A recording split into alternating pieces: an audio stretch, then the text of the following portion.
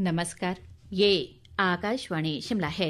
अब आप प्रभा शर्मा से प्रादेशिक समाचार सुनिए। आज विश्व स्वास्थ्य दिवस है। इस उपलक्ष्य पर प्रधानमंत्री नरेंद्र मोदी ने एक स्वस्थ विश्व के निर्माण के लिए अपनी प्रतिबद्धता दोहराई है। अपने संदेश में उन्होंने कहा कि सरकार स्वास्थ्य सेवा पर ध्यान केंद्रित करना जारी रखेगी और लोगों की भलाई के विभिन्न पहलुओं में निवेश करेगी। नरेंद्र मोदी ने कहा कि अच्छा स्वास्थ्य हर समृद्ध समाज की नींव है। एक रिपोर्ट का हवाला देते हुए उन्होंने कहा कि रिपोर्ट के अनुसार 2050 तक 44 करोड़ भारतीय मोटापे के शिकार होंगे। उन्होंने सभी से अपने भोजन में कम से कम 10% तेल कम करने का आग्रह किया और व्यायाम को अपनी जीवनशैली का हिस्सा बनाने के लिए प्रोत्साहित किया। प्रधानमंत्री ने कहा कि प्रत्येक नागरिक का ये प्रयास विकसित भारत की यात्रा में उनका सामूहिक योगदान होगा। आज आधुनिक दुनिया की जो लाइफस्टाइल है, जो नई नई बीमारियां हम देख रहे हैं, इसलिए आज निरोगी रहना जीवन की सफर का एक महत्वपूर्ण हिस्सा हो सकता है। हम भारतीय वसुधैव कुटुंबकम और सर्वे संतु निरामय इस भावना से जीने वाले लोग हैं। संयुक्त कर्मचारी महासंघ ने एरियर, डीए सहित अन्य मांगों को लेकर सरकार पर दबाव बनाने के लिए रणनीति बनानी शुरू कर दी है। कर्मचारी महासंघ की आज शिमला जिला इकाई की बैठक कालीबाड़ी में हुई, जिसमें कर्मचारियों ने वित्तीय देनदारियों की अदायगी न होने पर सरकार के खिलाफ रोष जाहिर किया।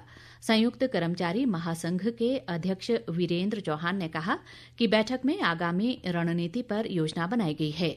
संयुक्त कर्मचारी महासंघ प्रदेश के सभी जिलों में इस तरह के अधिवेशन करेगी और 3 महीने के भीतर आंदोलन की रूपरेखा तैयार की जाएगी।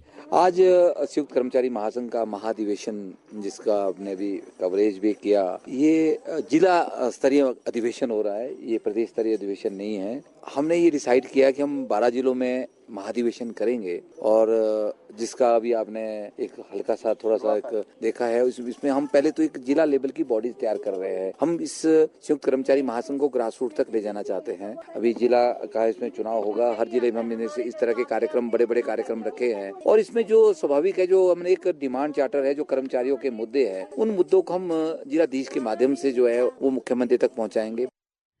महासंघ के महासचिव हीरालाल वर्मा ने कहा कि ओपीएस लागू करना सरकार का पहला वायदा था, लेकिन उसमें भी सरकार ने भेदभाव किया है और बिजली बोर्ड सहित निगमों व बोर्डों में इसे लागू नहीं किया गया है। उन्होंने कहा कि अपनी सैलरी में विधायकों ने बेतहाशा वृद्धि की है, वहां तो सरकार को आर्थिक तंगी नजर नहीं आ रही है। पिछले लंबे समय से शिमला में बैकलॉग भर्तियों की मांग को लेकर धरने पर बैठे दृष्टिहीन संघ ने आज छोटा शिमला सचिवालय के बाहर चक्का जाम किया।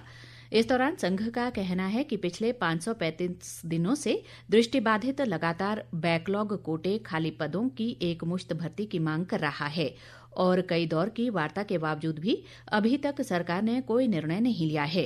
दृष्टिहीन संघ के पदाधिकारी राजेश ठाकुर ने कहा कि राज्य सरकार व्यवस्था परिवर्तन और सुख की सरकार का दावा करती है, लेकिन दृष्टिहीन के साथ सौतेला व्यवहार किया जा रहा है, जिसके चलते वे सड़कों पर है। उन्होंने कहा कि जब तक मांगे नहीं मानी गई तब तक चक्का जाम होता रहेगा।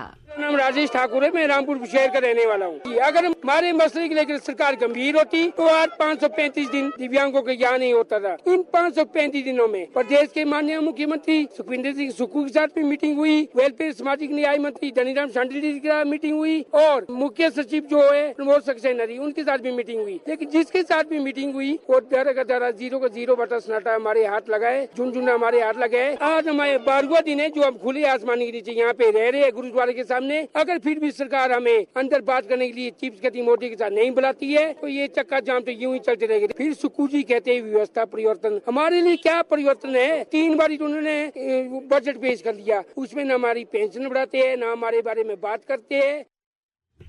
विधानसभा अध्यक्ष कुलदीप सिंह पठानिया ने कहा है कि श्रमिक वर्ग और उनके आश्रितों का कल्याण सुनिश्चित करने के लिए प्रदेश भवन व अन्य निर्माण कामगार कल्याण बोर्ड द्वारा कई योजनाएं कार्यान्वित की जा रही हैं, चंबा के चुवाड़ी में इस संबंध में आयोजित एक कार्यक्रम में उन्होंने कहा कि भटियात विधानसभा क्षेत्र में गत वर्ष के दौरान कामगार कल्याण बोर्ड से पंजीकृत पात्र लाभार्थियों को विभिन्न योजनाओं के तहत करीब 1 करोड़ रुपए की धनराशि से लाभान्वित किया गया, जो हर्ष का विषय है। इसी के साथ ये समाचार बुलेटिन समाप्त हुआ। हमारा अगला बुलेटिन आप सुन सकते हैं शाम 6 बजे। नमस्कार।